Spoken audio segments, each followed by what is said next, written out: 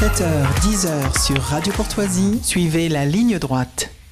Bonjour Alexis Poulain. Bonjour. Bon alors je rappelle comme d'habitude que vous êtes journaliste sur Sud Radio et cofondateur du site Le Monde Moderne.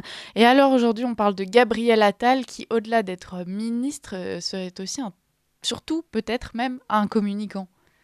Alors, Premier ministre et premier communicant, ouais, Gabriel Attal qui n'arrête pas en fait les déplacements, les dossiers. On l'a vu lundi à Nice dans un internat particulier, parler aux enfants, expliquer que c'était super d'être là, même si un jeune d'ailleurs l'a recadré en disant que Macron était méchant, il n'a pas su quoi répondre réellement.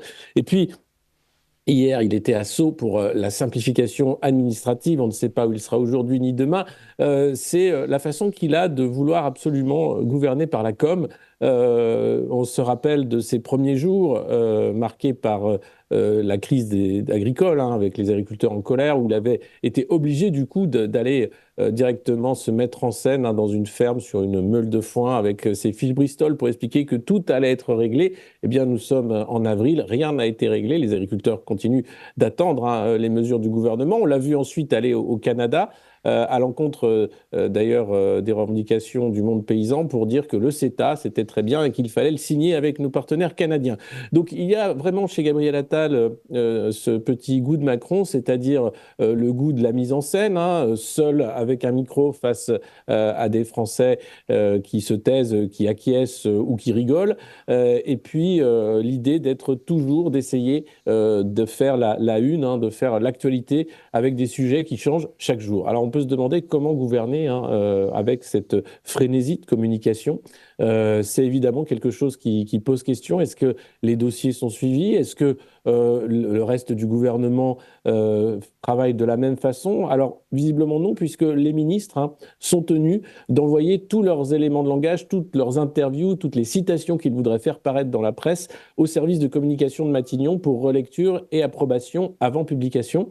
Donc on voit que même la communication des ministres est verrouillée. C'est vraiment là aussi une marque de fabrique de ce gouvernement depuis le début.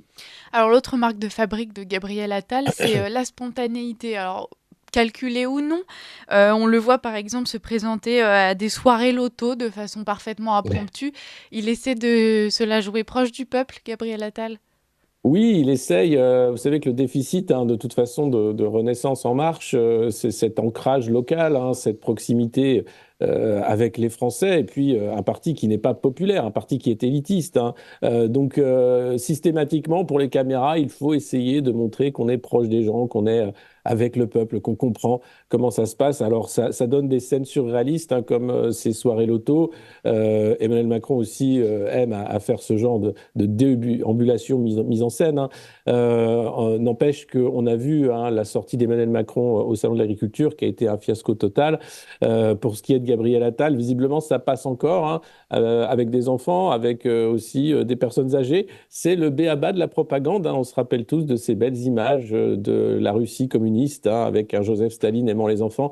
C'est l'idée de toujours se mettre en scène de manière caricaturale parfois, pour que finalement des réformes qui ne sont pas plébiscitées par la majorité des Français, essayent de passer coûte que coûte la réforme des retraites. Et puis, mauvaise nouvelle, le Parlement européen a voté pour revoir les règles de déficit budgétaire. En gros, Bruno Le Maire est sauvé. On va pouvoir dépasser les 3% en 2027, puisque les 3%, tout le monde le sait, on n'y arrivera jamais. Mais en contrepartie, la France devra faire des réformes structurelles, c'est-à-dire ce qu'elle a commencé de faire avec les retraites, avec l'assurance chômage. Et bien sûr, la suite de ça, c'est la sécurité sociale. Donc, c'est assez terrible de voir qu'on est dans ce moment de gestion, en fait, managériale, communicante, et non pas de moment politique, alors que pourtant, le monde demanderait davantage de politique. Alors justement, le dernier sujet que vous vouliez aborder aujourd'hui, c'était la question de la simplification administrative. Oui, alors ça aussi, c'est une magnifique entourloupe. L'idée de dire qu'il y aura moins de lignes sur votre fiche de paye, c'est simplement enlever le moyen de savoir où va votre argent aux Français et accepter d'une certaine façon les réformes structurelles qui vont venir et qui vont être à moins disant social, moins de protection pour les Français, moins de services publics évidemment, avec l'illusion d'un salaire qui augmente, mais il n'en sera rien puisqu'il faudra payer beaucoup plus cher les actes de santé et le reste. Tout augmente hein, par ailleurs, sauf réellement les salaires. Donc il y a ça d'un côté. Les agriculteurs demandaient aussi une simplification administrative. Là encore, ça traîne. Et pour le reste, c'est au lieu d'avoir des mairies qui seraient ouvertes et fonctionnelles, on va avoir des maisons France Travail, France Service, pardon, même pas France Travail, des maisons France Service pour essayer justement de raccrocher les wagons de ces Français qui sont trop loin des écrans, qui n'ont pas cette capacité à aller sur tous les services en ligne hein, que nous propose actuellement l'État, parce qu'ils sont nombreux à ne pas comprendre comment ça fonctionne, à avoir du mal, que ce soit dans le monde du travail, mais aussi pour les retraités, pour payer les impôts. Et pourtant, il faudrait avancer encore plus vite vers la dématérialisation. Et donc, ces maisons France Service vont servir sans doute à ça, à essayer de faire de la pédagogie. Je ne pense pas que c'est un chantier prioritaire, si ce n'est pour faire des économies, si ce n'est pour accélérer la numérisation des services publics. Vous pensez que ça va créer une grosse fracture au sein de la France si jamais tous ces projets aboutissent? Là, c'est déjà le cas. La France est extrêmement fracturée. On voit à la fois dans les votes, et il n'y a qu'à voir les intentions de vote pour les européennes. Enfin, si la liste du Rassemblement national caracole en tête, c'est à cause notamment de cette fracture.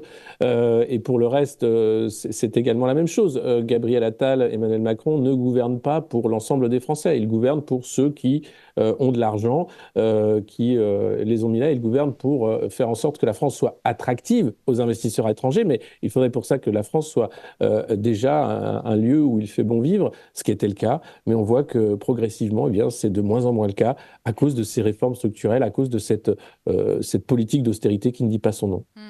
Alors après, pour tout ce qui est dématérialisation et puis tout simplement l'idée de se tourner vers la technologie pour simplifier, entre guillemets, tout cela, c'est une tendance qu'on peut constater dans plein de pays. Est-ce que vous n'avez pas peur qu'on se laisse dépasser si jamais on loupe ce coche?